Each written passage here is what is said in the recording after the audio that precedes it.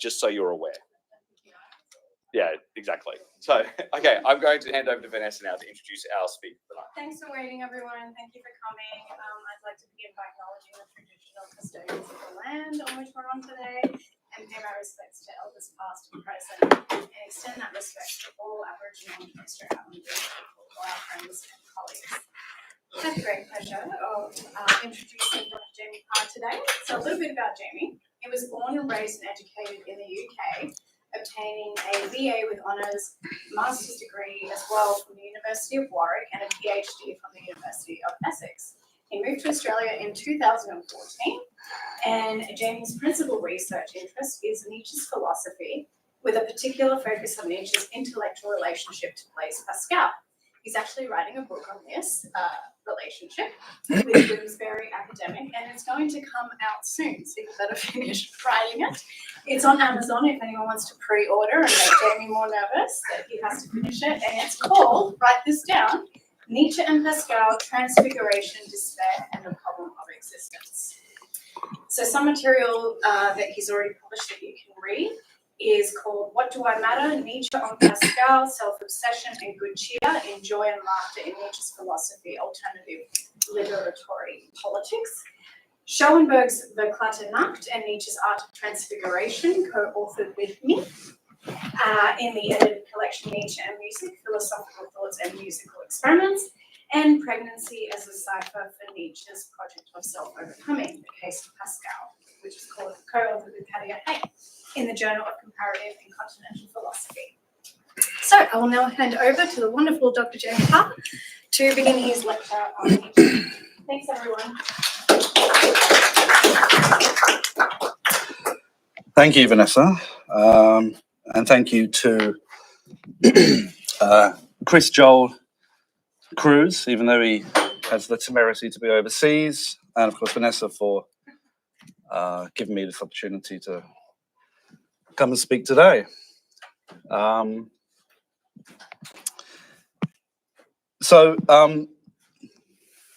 Normally what I do is kind of make things up as I go along,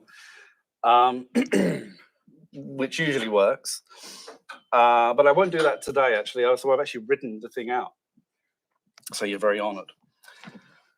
Does this work? Oh, there we go. I think so. Oh, yeah. I'll just wipe off help. I mean, clearly we do need help, but let's not be too honest about it. For some reason, this is not picking up the changes, Vanessa. We need to change the slide. Woo. Oops. Okay, that's not the. Okay. Oh. There. So use this side, okay? Okay. Okay. Good stuff. Sorry. All right. So this is the structure of what we're going to walk through over the next 5 weeks. Obviously, the first week is this one. So we're going to lay the foundations for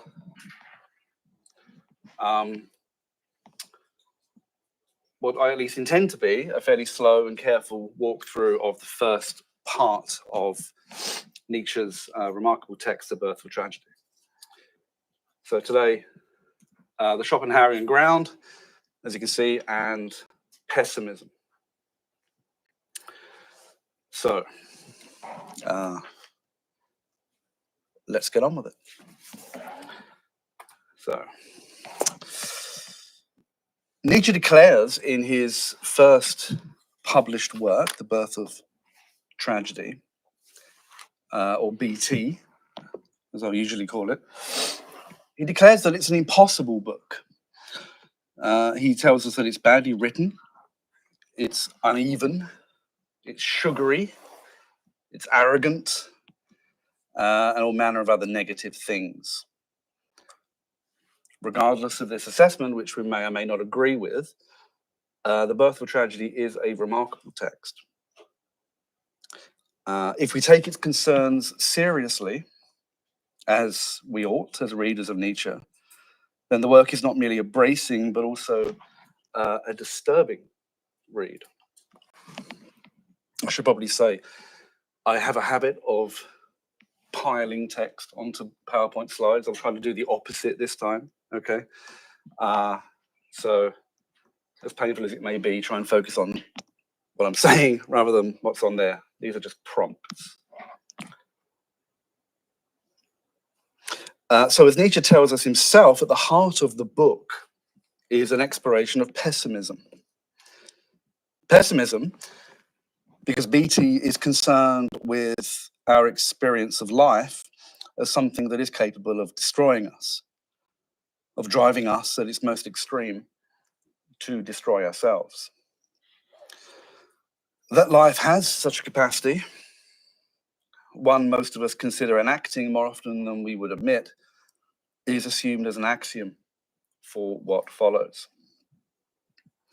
Yet crucially, in The Birth of a Tragedy, Nietzsche is concerned with pessimism in order to expose a complex kind of cheerfulness. So let me be more careful about that. Nietzsche is concerned with a particular type of pessimism, a particular type of experience of the problem of existence, in order to follow out a particular response to that type of pessimism. Key to that response is the cheerfulness of which I speak. This particular type of pessimism and cheerfulness are those Nietzsche believes the ancient Greeks of a certain period possessed. Specifically, that pessimism and cheerfulness embodied in the works of tragic theatre produced by Aeschylus and Sophocles. Hence the new subtitle Nietzsche gives The Birth of a Tragedy on the publication of its second edition in 1886, namely Hellenism and Pessimism. The nature of this cheerfulness is one indication of the remarkable maturity that Nietzsche possesses in The Birth of Tragedy. There, he gives us a disturbing but ultimately affirmative vision of the problem of being alive. It's not possible to understand properly the nature of that affirmation, however, the affirmation that life is, for all its horror and temptation to suicide, worth continuing with, without seeing how complexly positive that affirmation is. What I mean by this is the affirmative vision of The Birth of Tragedy is not only inseparable from the problem of existence, it requires it.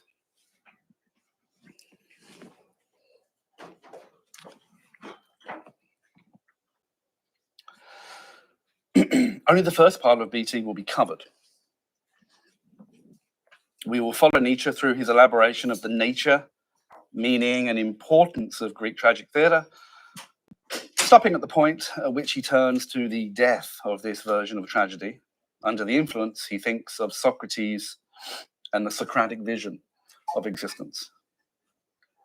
Socrates and the Socratic is going to be the Rubicon we will refrain from wading into, as rich and deep as those currents are. In fact, we'll barely have time for the material within our pale. Nonetheless, even though in his preface to the 1886 second edition of Birth of Tragedy, Nietzsche makes clear the ways in which his mature thought departs from certain elements of Schopenhauer.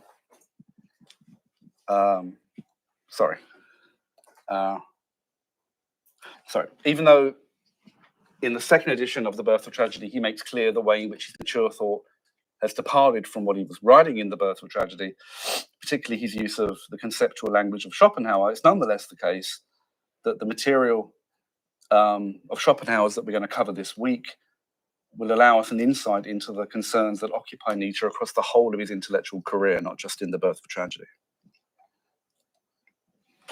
In Nietzsche's Birth of Tragedy, we'll meet misery, horror, and a lethal despair. but we will also meet courage, spirit, and the artistic transfiguration of the pain of life into artworks capable of seducing us into continuing to live.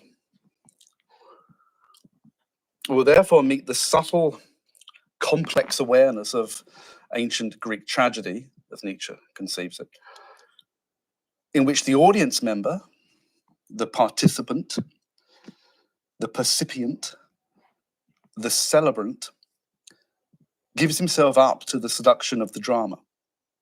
Not because he mistakes it for reality, for he does not, but because he's wise enough to know that the enchanted, illusory ground of the theatrical performance, of which he feels himself a part, is real in a deeper sense than mere reality, and is more nourishing for him than any unctuous moral instruction. So we will go slowly, building up layers, as one might construct a portrait. The aim, at least, is to reach the end of our lecture series with a reasonably well-informed overview of the major features of Nietzsche's view of Greek tragic theatre. Our first step in this process will be to turn to the vision of existence provided by Schopenhauer. This was a vision that deeply affected Nietzsche. However much, even in The Birth of Tragedy, he is developing a critical appraisal of it. It's to Schopenhauer, therefore, that the rest of today's lecture will be devoted. All right.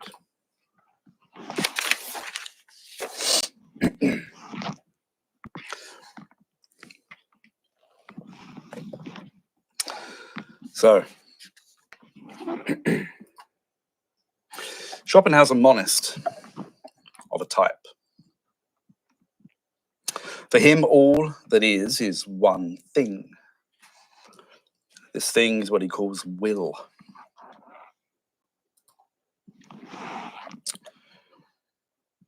At the same time, in the world as will and representation, Schopenhauer claims that we each inhabit a world that is always and simultaneously, quote, by its whole nature, through and through will, and at the same time through and through representation. Understanding what Schopenhauer means by this will be sufficient, more or less, for us to prepare the ground for Nietzsche's Birth of Tragedy. It's this preparatory work that today's lecture aims to achieve. So let's begin with what Schopenhauer calls the fourfold root of the principle of sufficient reason, or PSR. Nice, easy phrase. So it's a mouthful, obviously, but it can be fairly straightforwardly described. The idea of the principle of sufficient reason is an ancient one. It's the claim, simplistically, that everything that exists must have a reason for why it is as it is. In short, all that is has an explanation for why it is. In Schopenhauer, the conception of the principle of sufficient reason takes the form of what he calls a root that can be factored out into four aspects. I'm rather quietly and indecently proud of this PowerPoint slide. It didn't take me at all about 4 hours. The four aspects of the root are what Schopenhauer takes to be the four modes by which we experience the everyday world. Via mathematical and geometrical objects, in terms of concepts, in terms of the physical world and its changes, as you can see there. And in terms of the description of motivations to actors in the world. First and foremost, of course, to other people. These aspects are also the four modes by which we explain the world to ourselves. So as you can see there, the The root down the bottom there is present equally in each of those four aspects.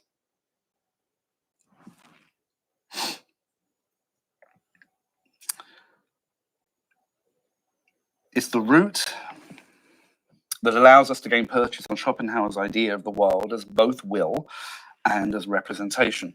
So let's consider the following quotation. What's going on there? Sorry. From the world as well as representation. So he says, the division into object and subject is the only form under which alone any representation of whatever kind it might be, abstract or intuitive, pure or empirical, is possible and thinkable at all. No truth is therefore more certain, he claims, or more independent from all others, and less requisite of any proof than this, that everything that exists for knowledge, and therefore the entire world, is only an object in relation to a subject, a perception of the perceiver in the world, a representation.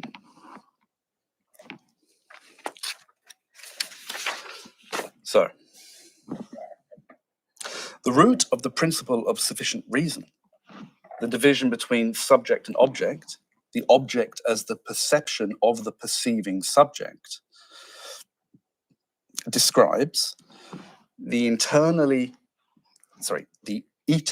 enacted manifestation or objectification of the entire world of experience. So note the purple text. It's according to this fourfold root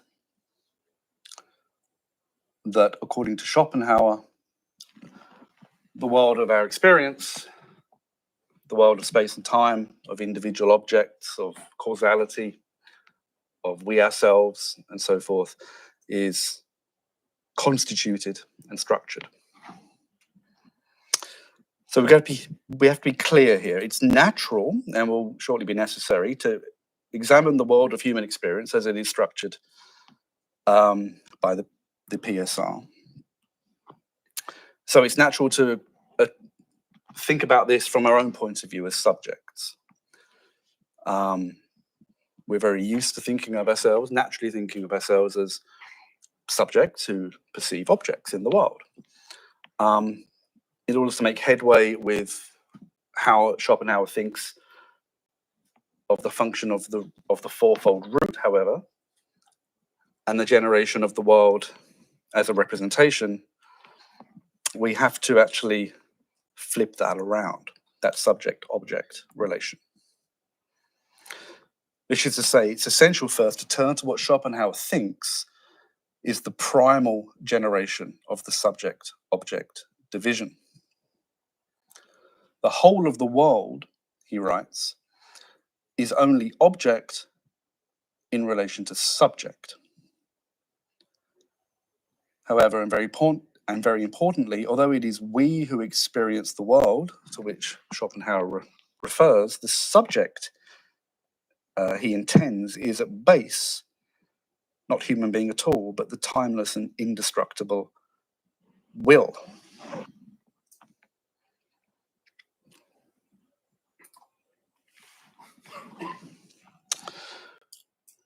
So as I said, we're used to thinking of ourselves as subjects, and the world we experience as our object. This is true for Schopenhauer, but it's a second-order truth. Though individually we are subjects who know objects, although individually we are knowers of the world around us, each of us are also and fundamentally objects of the will, the eternal subject.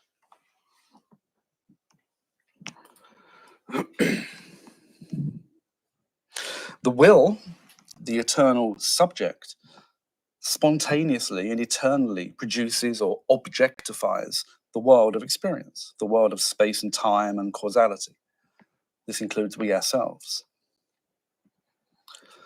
The world is therefore manifested by the eternal subjectivity that is the will. This manifestation done by the will is constituted, is structured by the root of the principle of sufficient reason with its four aspects.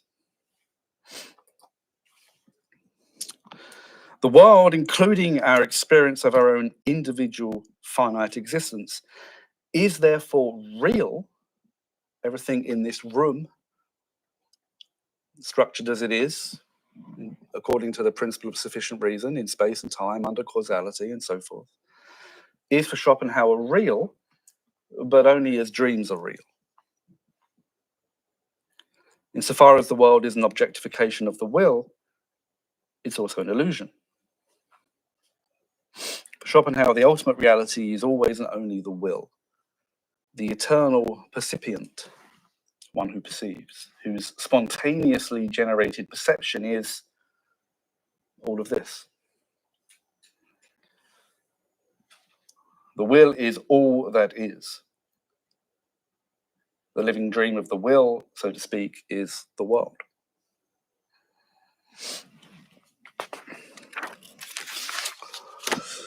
Now, before we can go further and extract the implications of this vision for human existence, as they're relevant for Nietzsche's Birth of Tragedy, we have to understand what Schopenhauer means by the will. All right. So for Schopenhauer, as I said, the will is what is ultimately real. It is the thing in itself, that which is wholly independent of our means of knowledge. Means of knowledge which, of course, proceed by the principle of sufficient reason.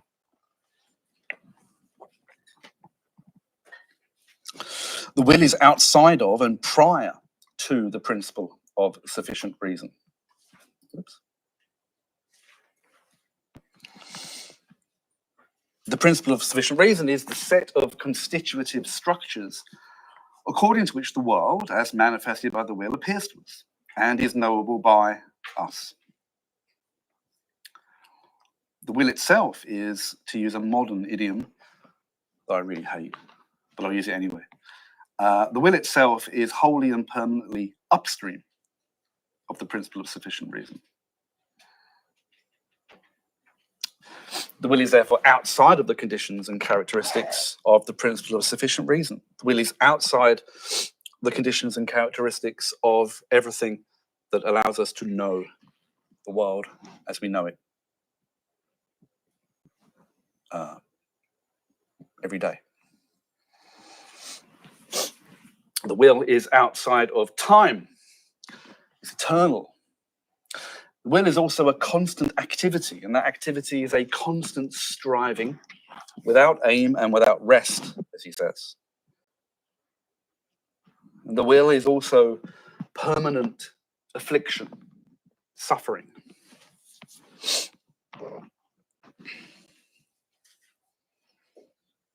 This is so because, as he says, quote, all striving, which is the will's constant activity, as all striving springs from want or deficiency, and is therefore suffering so long as that want or deficiency is not satisfied, the will suffers eternally, because its striving, being eternal, is never satisfied.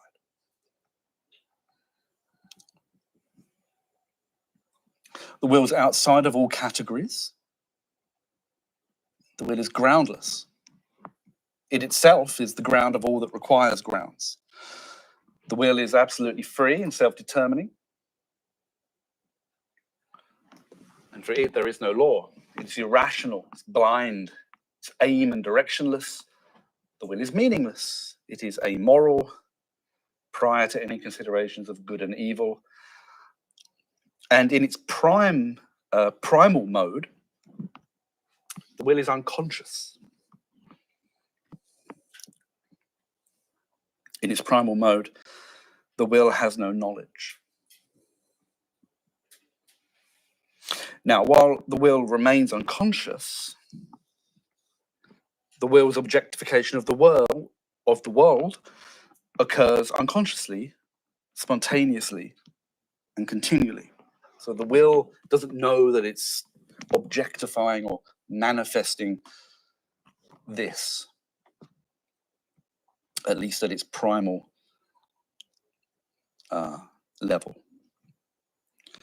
Until it gains insight into its own activity, and horrifically the will acquire that insight in and through we ourselves. Until that point, the will does not know that it objectifies itself as the world, nor does it know its other characteristics, such as its ceaseless activity of striving or its constant pain. It can, however, and shall become conscious of itself. Once the will gains that insight, Schopenhauer claims, a transfiguration takes place. And we'll pick up that thread again and work our way toward that moment of transfiguration after the break. Now, I may have my timing off, but I'd inserted the break now. Yeah. Should we just press on? I reckon we'll press on. Yeah. All right. Imagine yourself refreshed after the break. There you are. Are you refreshed? Good. We'll carry on. There we go. So, welcome back.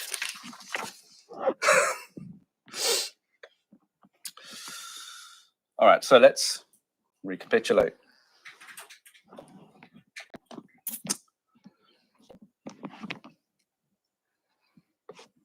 So the Birth or Tragedy is heavily indebted to Schopenhauer's vision of the world. Okay.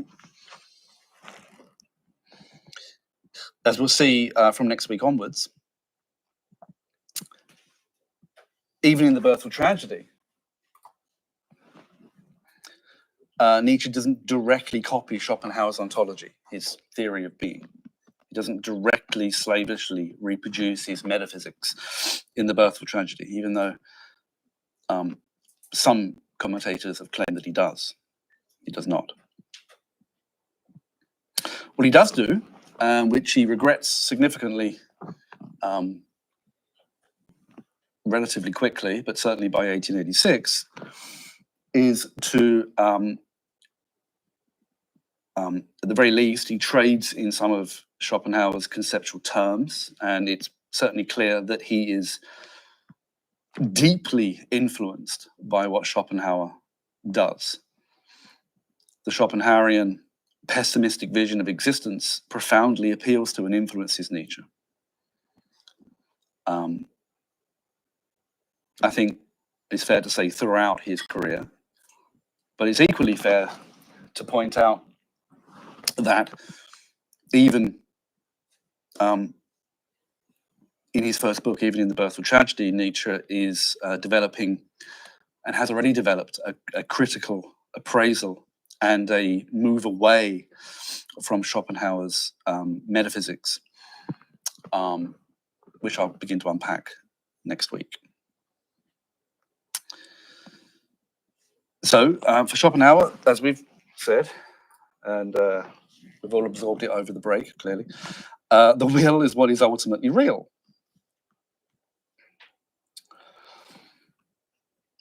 The world, however, as the title of his chief work tells us, is both will and a representation. So, we've seen that a representation is defined by Schopenhauer as, fairly uncontroversially, as a perception perceived by a percipient. So this goes to the claim that he makes regarding the ultimate primal subjectivity, which is the will. We and everything we know is that which is perceived by the primal subjectivity.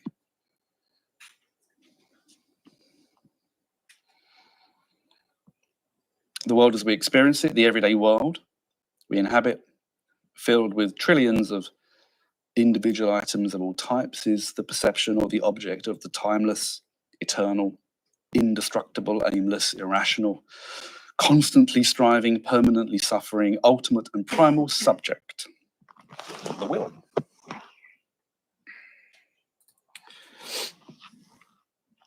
So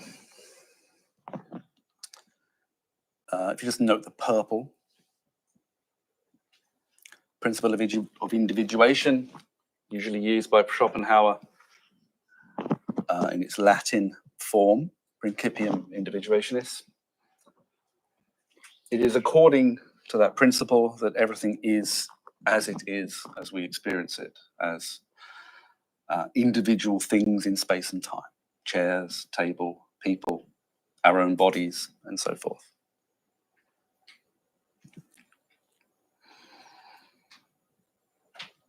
So the will is the ultimate, original, primal percipient.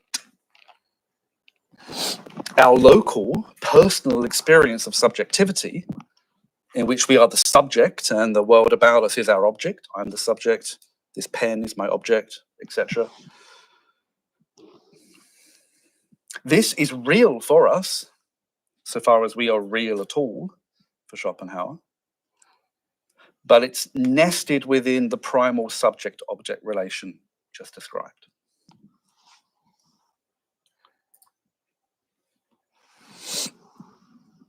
So the metaphysical position produced in Schopenhauer's work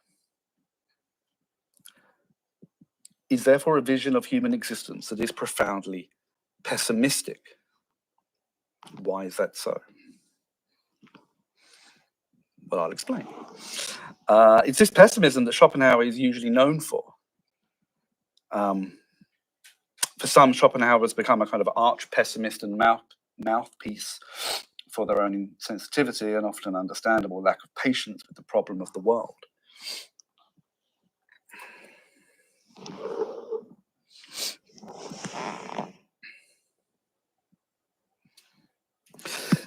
So now,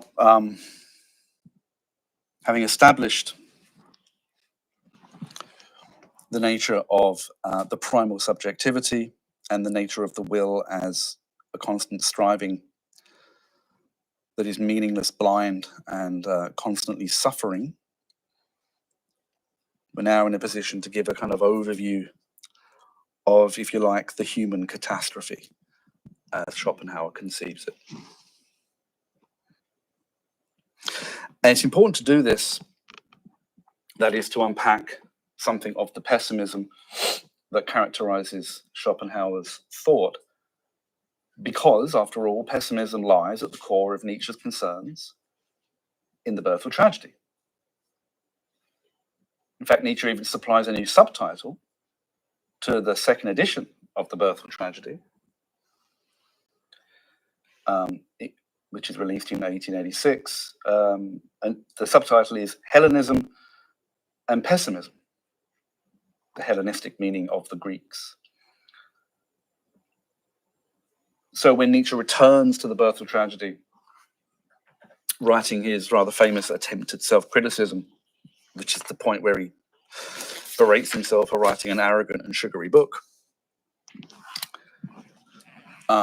it's then that he actually sharpens the focus, at least in terms of its subtitle of The Birth of Tragedy, around what really are the core concerns of the Hellenistic, the Greek of a certain period, and pessimism and everything that Nietzsche thinks attaches to that term. So, back to Schopenhauer.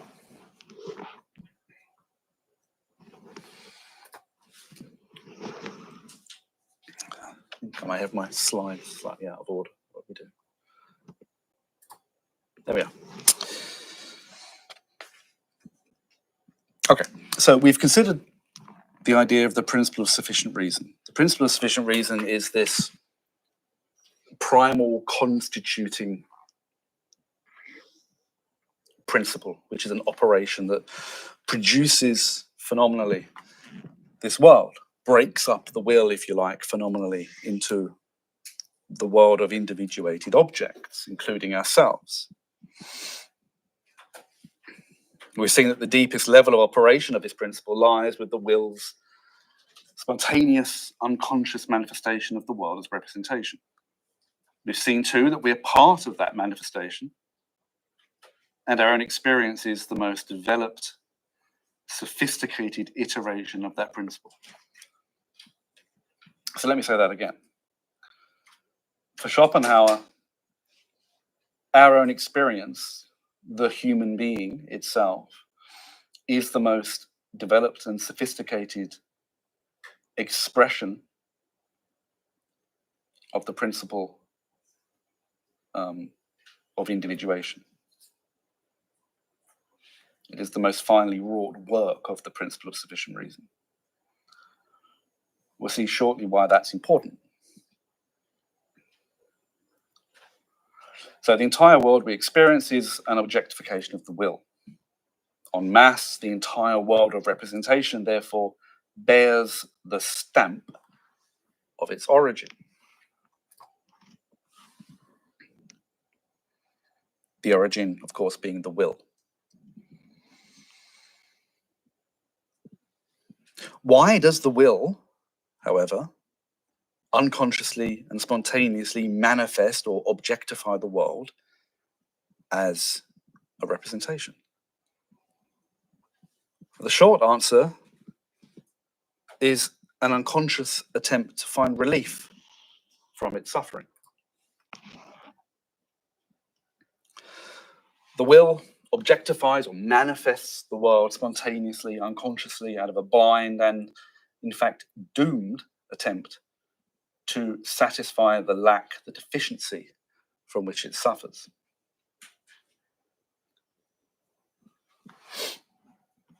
The will, on Schopenhauer's conception, has a lack. It strives eternally, therefore, to fill that lack. It strives for more. It doesn't know it's doing this, it does it unconsciously. And when it does know, something happens, which we'll get to. So the will objectifies the world of individual things in an attempt to fill the lack within itself. It pursues this more that it wants to fill the lack in it via the careers of the trillions of individual atoms that, as and within the world as representation, the principle of sufficient reason crystallizes into existence.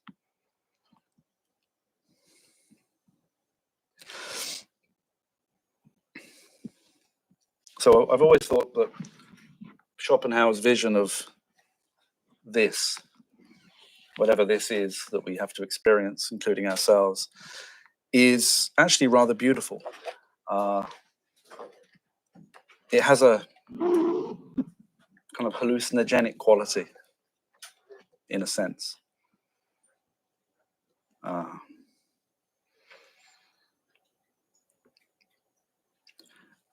A quality that comes into focus, particularly once you realize what kind of transfiguration he thinks occurs once the will in and through us wakes up to what it is.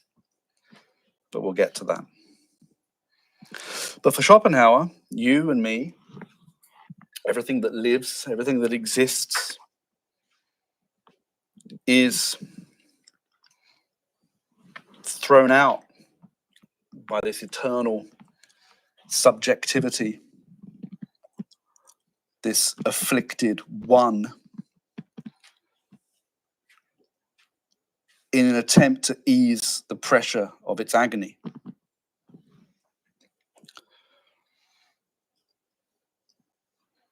The will blindly attempts to find relief constantly, eternally, from the awful pressure of its need by producing this. This means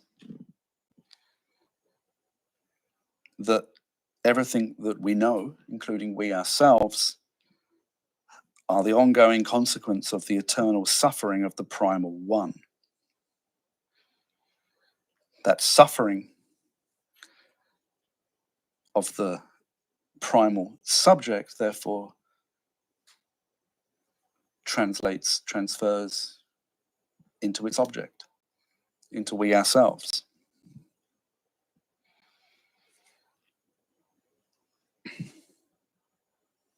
So for Schopenhauer, the world, this world, the world of finite items in space and time, fundamentally is one of suffering. To speak like Heidegger, briefly, only briefly, pain is the Grundstimmung, or the fundamental attunement of human being.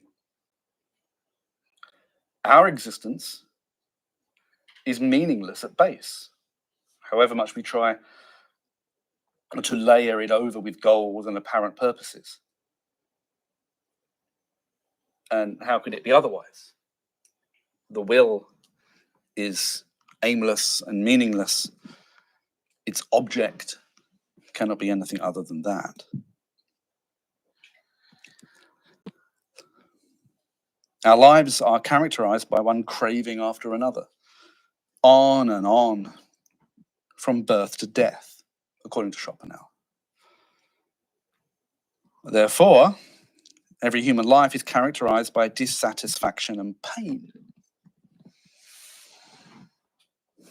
Now, we might wonder how Schopenhauer arrived at this insight, given the fact that he never married, but still he gets there.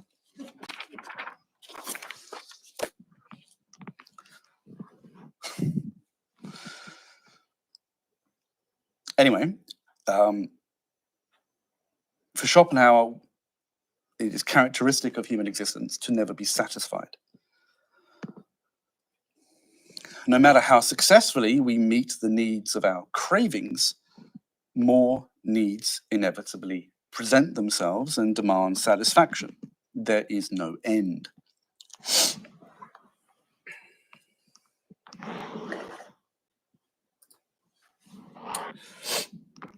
As Schopenhauer says, the pain essential to life cannot be thrown off. Inevitable suffering lies at the very foundation of the nature of life.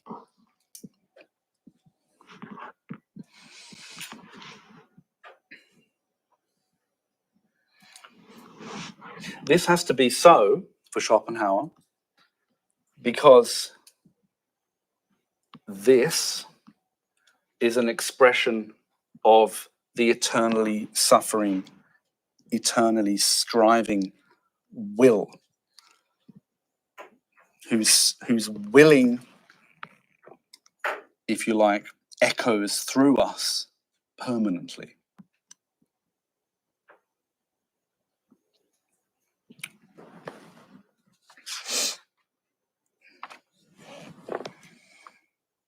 I'm just going to carry on rather than have a break, right? Is that all right? Okay. All right.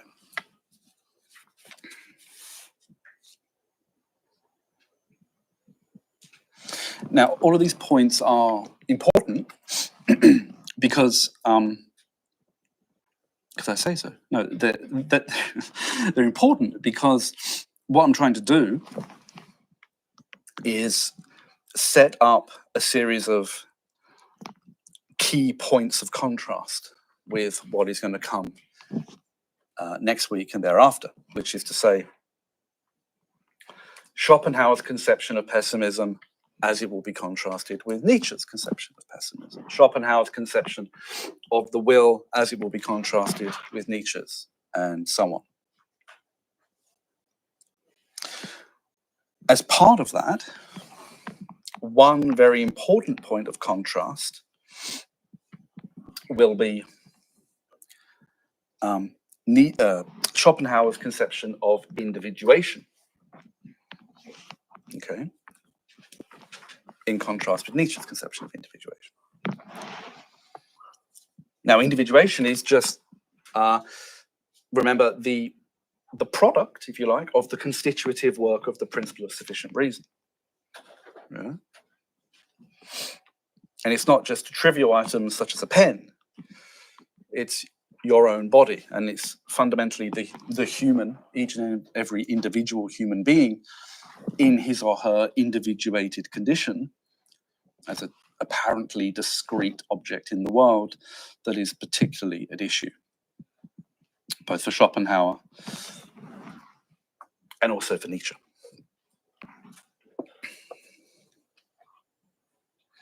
So I just want to make 3 important points about individuation in Schopenhauer.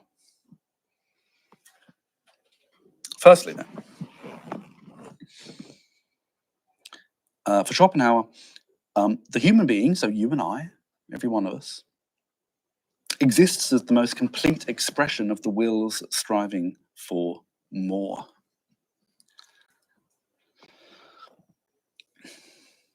So, as I've said, at its most primal level, when the will objectifies the world, generates or manifests the world as a representation, as object to its subject, it does so unconsciously. However, the world of representation, this world, and most excruciatingly and in a dark way, beautifully, we ourselves also serve as the will's field of awakening.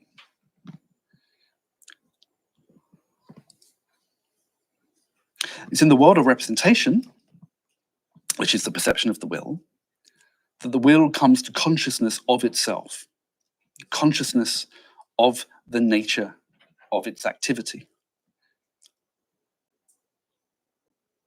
And this is a very important idea. It's within the, as it were, mirror of the world, this world, the world of representation, claims Schopenhauer, that the will, quote, obtains knowledge of its own willing and what it wills, namely, that this willing is nothing but this world, life, precisely as it exists.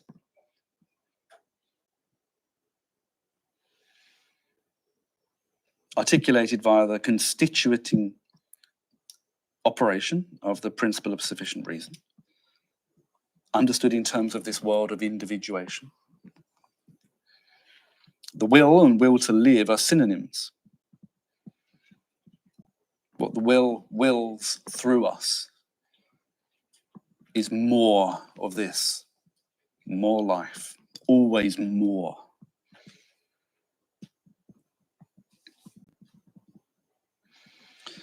So this fact, as Schopenhauer believes it to be, can be seen with increasing distinctness and clarity the more complex and autonomous are the representations that we consider. So plants, for example, are at one level. They have sense, they seek sun, water, nutrients, and they never cease seeking it. They seek life, more life, always. Animals are another more complex example of the same. And humans, in turn, are the highest, most complex, most finely wrought, sophisticated example.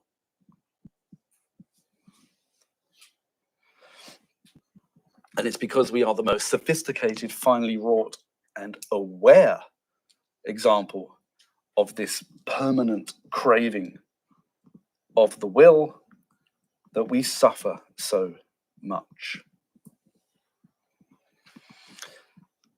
The human being is, as Schopenhauer says, quote, the most complete objectification of the will to live. It's in us, precisely in the crucible of our cognition of our existence, within our sensorium, tortured as it is, that the will's efforts to satisfy itself, to find relief from its endless craving, reach their most complete expression.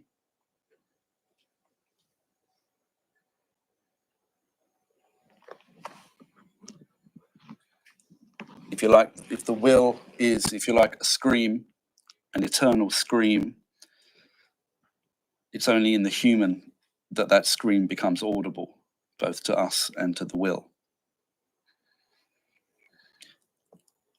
Schopenhauer claims that compared with other animals, we alone possess the, quote, more highly magnified nervous system, which intensifies the sensation of each pleasure, but also each pain. the latter being capable of driving us to suicide.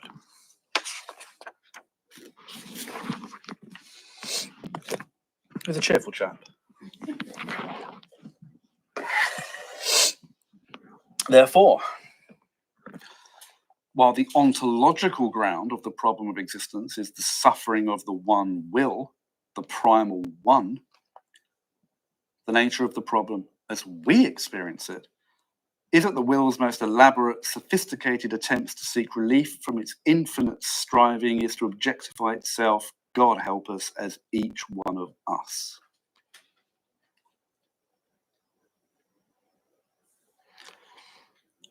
We have to absorb this idea because it matters for the birth of tragedy. Matter by contrast as well as by accord. Each of us, for Schopenhauer, are the will's most elaborate attempt to satisfy its craving for more. But this is precisely the catastrophe, or at least of the catastrophe, of human existence for Schopenhauer. But why? Well, there are two aspects, inseparable aspects of the answer. Firstly, as we know, the will's lack can never be filled. Its strivings are eternal. Thus, no human life can ever be the means for the will's satisfaction, because nothing can be. This means both that the will remains unsatisfied and also that every single human life is stained to the root by inevitable, painful disappointment. Secondly,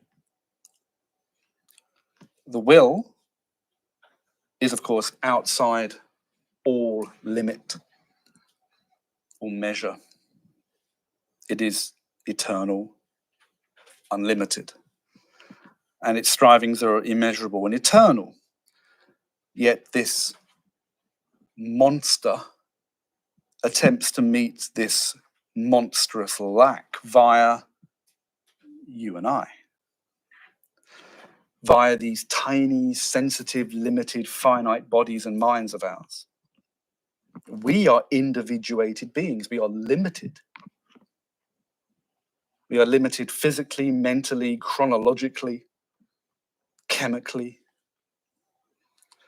It's therefore a fool's errand to attempt to satisfy an infinite lack via something as petty as a human being. It's never possible.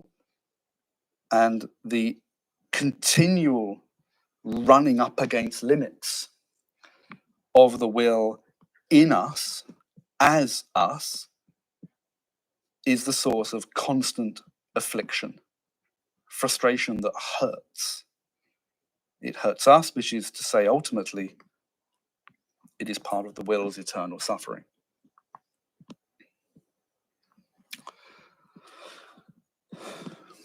What do these two aspects combined mean? It means that our individuation, the fact that we are bodies in time and space with limits, is the cause of tremendous suffering.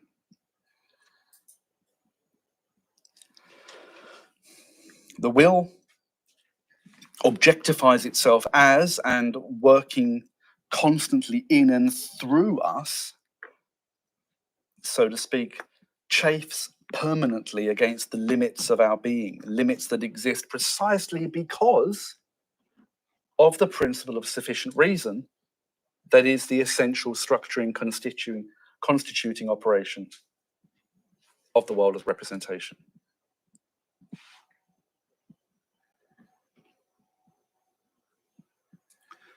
If you like, if the world of representation is roughly the dream or the nightmare of the will, it is part of the catastrophe of human existence to suffer from the very conditions of that nightmare's constitution. Something like that. So this brings me to my first important point about individuation. For Schopenhauer, individuation is an evil. We suffer because we're individuated. We are limited. We can never meet the infinite craving that pounds through us for as long as we are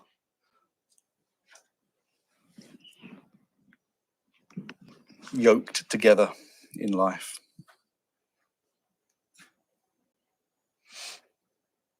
Thus, to know existence for Schopenhauer is to know the agony of existing. Individuation and knowledge occupy the very core of the problem of our existence. So that's the first of the three important points. Let's move to the second.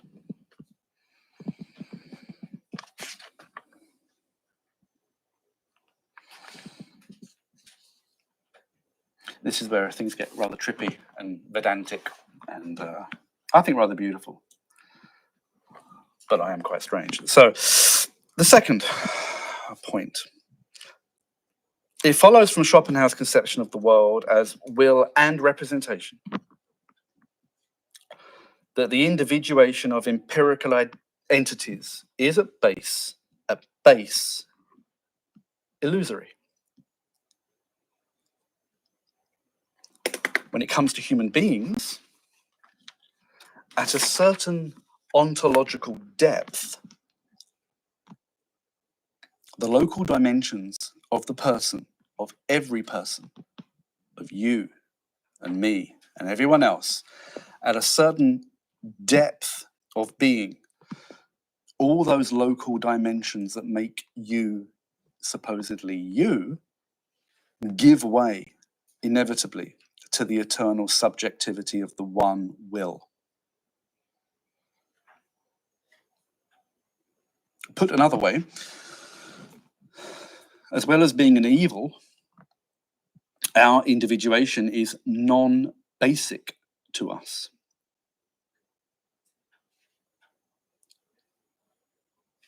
That's a very strange idea if you think it through. It means that what we take to be the basic aspects of our individuation, our body, our mind, our history, our personality, the whole of our context, none of these things are basic to us.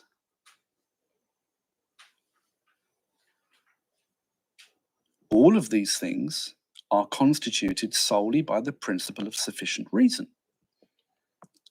And the principle of sufficient reason, as we know, is merely the constitutive principle employed by what is actually primarily, wholly and solely real, the will.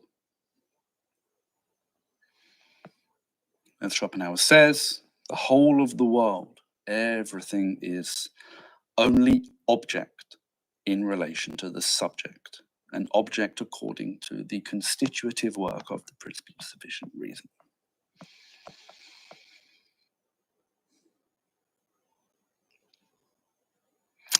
This nature of the world as representation, as being ontologically non-basic, the idea that all of this is not the ultimate reality, is sometimes referred to by Schopenhauer as the veil of Maya. Thus, to be ignorant of the non-basic character of the everyday world, of individuated space and time-bound items, is to be trapped in the veil of Maya. To think that all of this is really real all the way down is an error and is to be trapped in the veil of Maya. So the veil of Maya is a borrowing that Schopenhauer engages in from the Vedanta, vast series of texts from the Vedantic tradition, particularly the Upanishads. The parallels between Schopenhauer's thought and Vedanta are actually not trivial and very interesting, but we have no time for them here.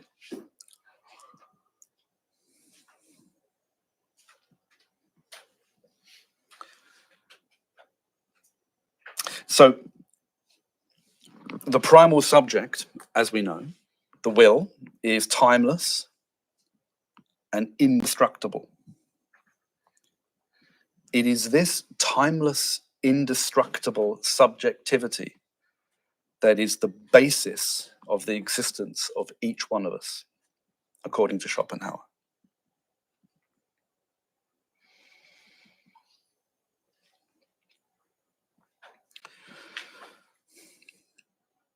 So we look out at the world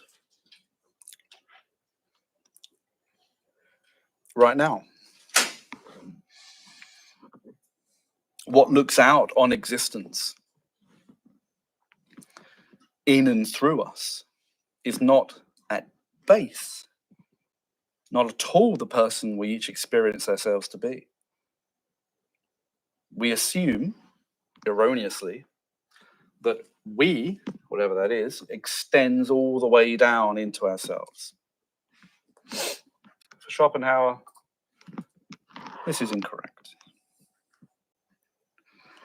At base, for Schopenhauer, what we are, your name, your history, your body, the whole spectrum of characteristics that make you, you, is for Schopenhauer a secondary phenomenon. Fundamentally, what looks out on existence in us, as us, through us, is the will, what Schopenhauer calls the, quote, eternal I of the world, the eternal subjectivity that underlies the objectivity of the entire world of representation.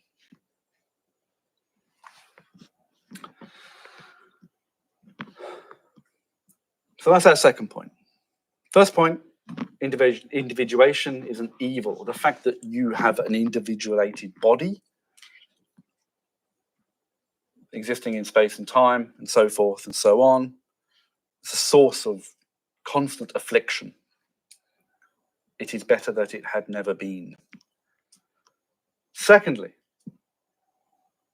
as well as being a source of tremendous suffering, it's not even basic to what we are. Thirdly, now the importance of this third point will only become properly clear, if it becomes clear at all, next week. However, let me just say the following. As we know, for Schopenhauer, the world as a representation is an objectification of the will, and this objectification is constituted, is, if you like, crystallized into individuated items extant in space and time under causal relation, etc., by the principle of sufficient reason. Okay, we know this. This constitution of the world, however, is, from the point of view of the birth of tragedy, not properly creative.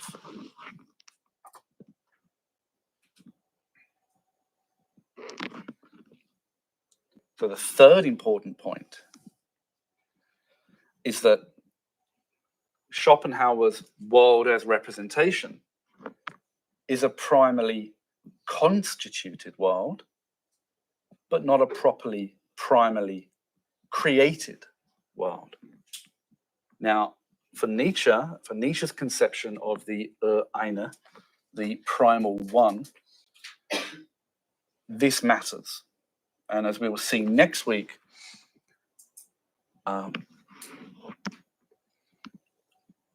one of the clearest ways that Nietzsche is both profoundly influenced by Schopenhauer but also to the side very clearly of Schopenhauer in The Birth of Tragedy is his conception of the creative nature of the will, as opposed to its constitutive operation in Schopenhauer.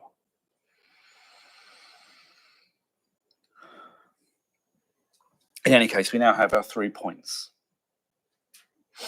about the nature of human individuation in Schopenhauer. Certainly, the first one underscores the pessimism of Schopenhauer's position. The second one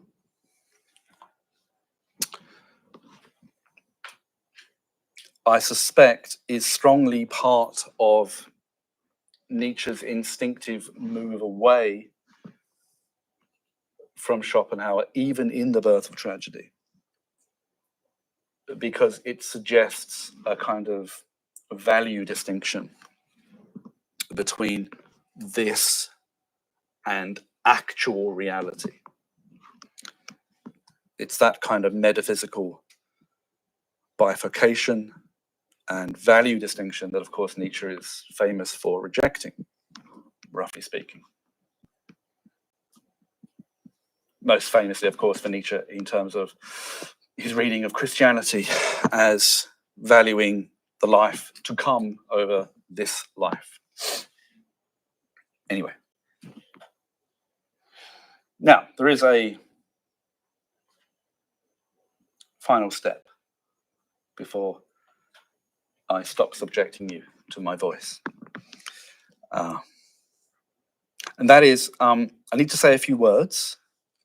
That is, I need for what is to come, I need to say a few words about one of the forms of redemption from the suffering of human existence that Schopenhauer discusses in principally the world as will and representation.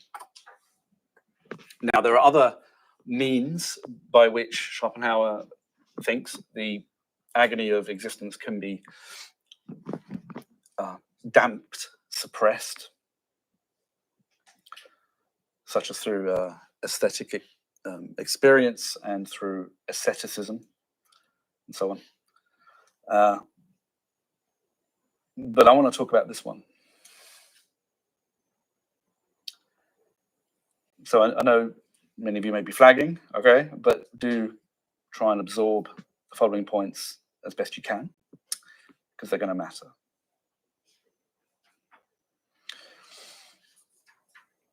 So in Schopenhauer's vision, our existence within the world as representation condemns us to determinism. The principle of sufficient reason constitutes the world according to both the primal subject-object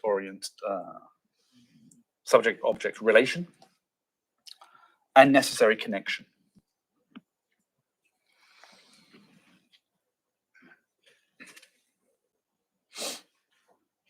So in terms of that constituting principle, we're trapped within and must play out our lives in terms of this ironclad necessity.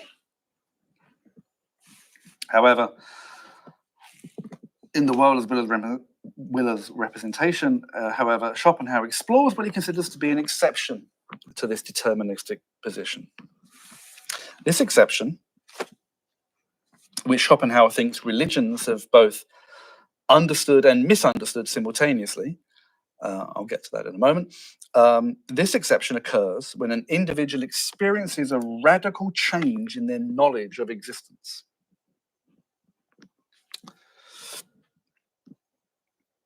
It's a moment of profound insight into the nature of existence. This knowledge, says Schopenhauer, has the effect of being a, quote, universal quieter of willing. It brings about a, if you like, a transfigured experience of oneself and the world. It serves to suppress the cravings that constantly agitate us, as we know.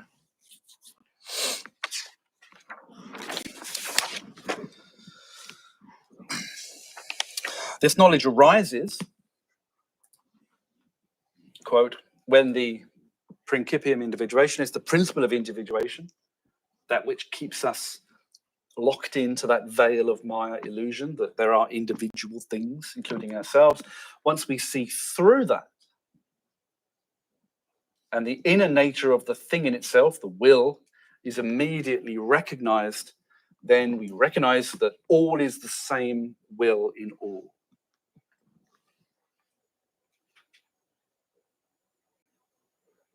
This means that all of the distinctions that are active and constant right now, that there are individual people in this room, that there is a room even, that there are levels to a building, that there's a building, and so on.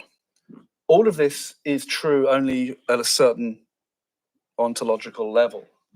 Ultimately, all of these distinctions are not real. All that is simply the will. When in the individual this moment of insight occurs, then in that individual, the will comes to knowledge of itself. Earlier I described the will, or I quoted Schopenhauer as saying that the will is the eternal blind, something like the eternal blind eye. Well, in this moment, the eternal blind eye now sees. So there's a kind of parallel awakening, if you like, an awakening of the individual, and in and through the individual, the will comes to insight about itself. The person awakes to a genuine insight into her place as an individual within the totality. And of course, crucial to that awakening is to realize that one's individuality is only provisional. So, what must be noted very carefully is that when the will finally comes to consciousness of itself, clear, sharp, agonizing consciousness in us and through us, it realizes that its essential affect is pain. It realizes too that its ceaseless activity is both done in vain and meaningless. This is a shattering insight.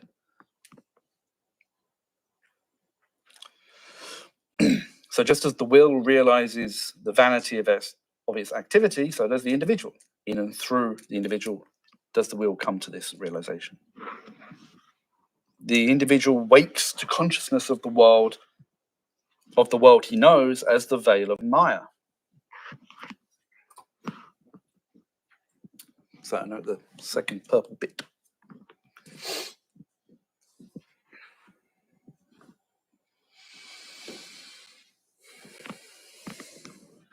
For as the will is in fact seamlessly one, the same will in all pursuit of desire is in fact the will's pursuit of itself. For example, all combat between humans or animals is therefore, in fact, a combat the will enacts with itself, which is a major part of the vanity of the whole damn thing. The world we know then is understood to be Maya, illusion. All boundaries between individual things are both real for us and illusions in terms of the will. All limits are provisional, and ultimately they don't exist. All is one.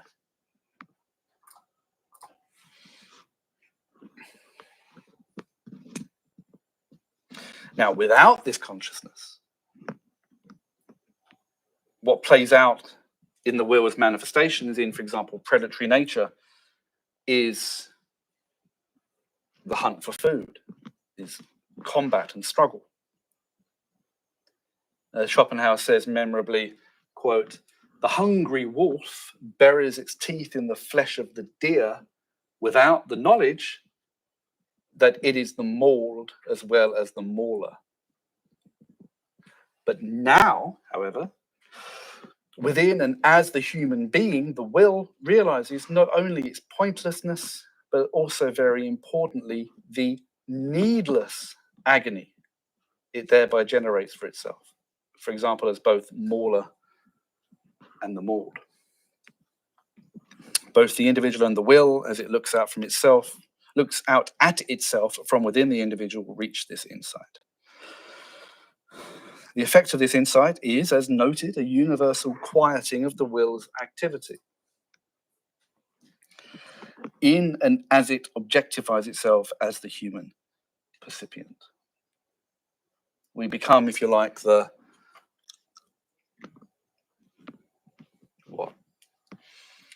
crucible of the will's self-awareness.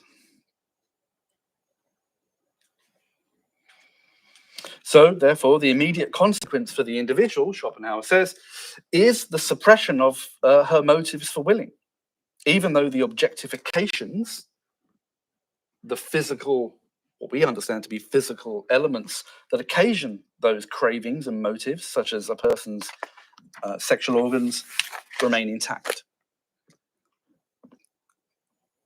While, quote, the whole body is the visible expression of the will to live, a person's body, that is, yet the motives corresponding to this body, the motives corresponding to this will, no longer act. So the insight that the individual comes to quiets the will, doesn't extinguish it completely, but it quiets it, it dampens it. Now, Schopenhauer claims that the major religions, particularly Christianity, have understood and simultaneously obscured this fact. For example, Christianity speaks of this change in terms, for example, of putting off the old man and putting on the new.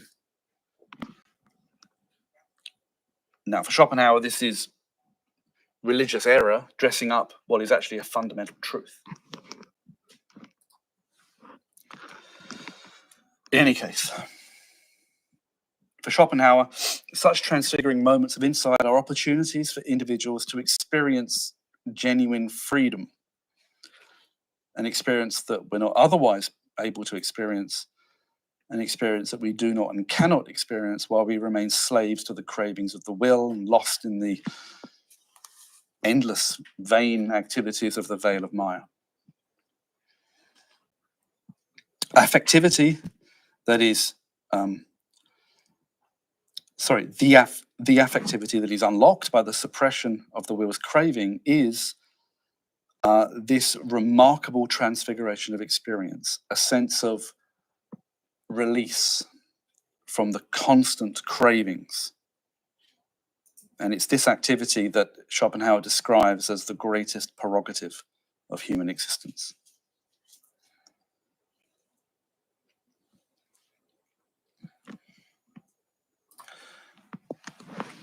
In sum, what then have we learned? We've learned the following. The everyday world, this world, the world of representation, is not ultimately real. Only the will is real. The world of individuated items, the physical, empirical world of our experience, isn't real, ultimately, isn't real all the way down. It is rather the manifestation of the will, which is the sole ultimate reality. The everyday world, moreover, is the consequence of the will's attempt to relieve itself of its agony. The character of human existence is suffering, just as suffering is the fundamental affectivity of the will.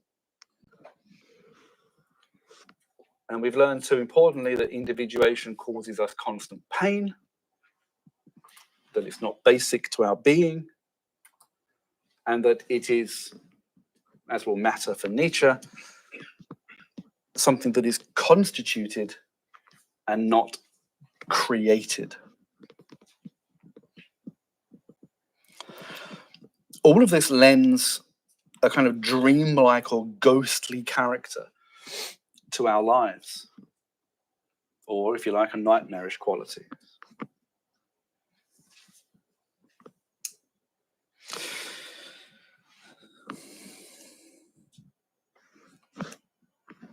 The soul reality, the primal will, looks out from each of us.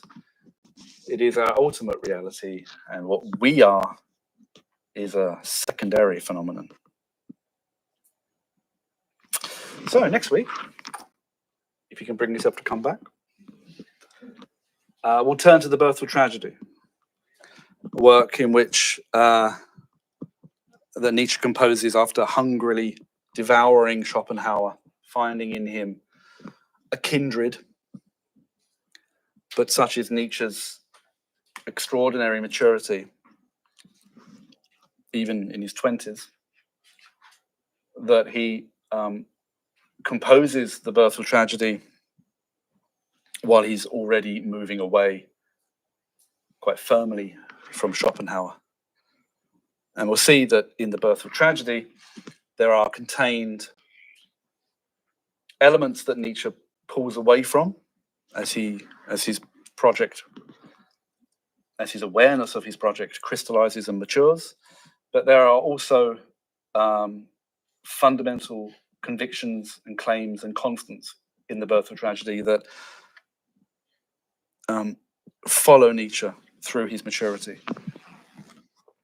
to the end. But that's for next week. Thank you.